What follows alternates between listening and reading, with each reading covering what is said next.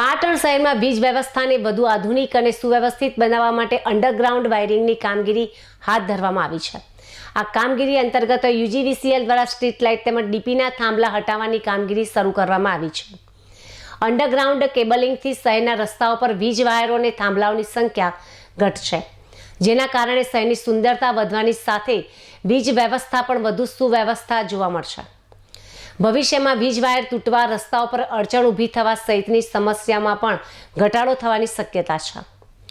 યુજીવીસીએલના કર્મચારીઓ દ્વારા કામગીરી માટે સ્થળ પર મહેનત કરવામાં આવી રહી છે। શહેરના વિકાસ અને આધુનિક વીજ માળખા તરફ આગળ વધવા માટે શરૂ કરાયેલી આ કામગીરીને લઈને શહેરીજનોમાં પણ સકારાત્મક આશા જોવા મળી રહી છે। અંડરગ્રાઉન્ડ વાયરિંગનું કામ પૂર્ણ થયા બાદ પાટણ શહેરને વધુ સુરક્ષિત, સુવ્યવસ્થિત અને આધુનિક વીજ વ્યવસ્થાનો લાભ મળશે તેવી અપેક્ષા છે। સાથે જ કામગીરી દરમિયાન કર્મચારીઓની સુરક્ષાને પણ પ્રાથમિકતા આપી જરૂરી સેફટી સાધનો સાથે કામ કરવામાં આવે તેવી અપેક્ષા વ્યક્ત થઈ રહી છે।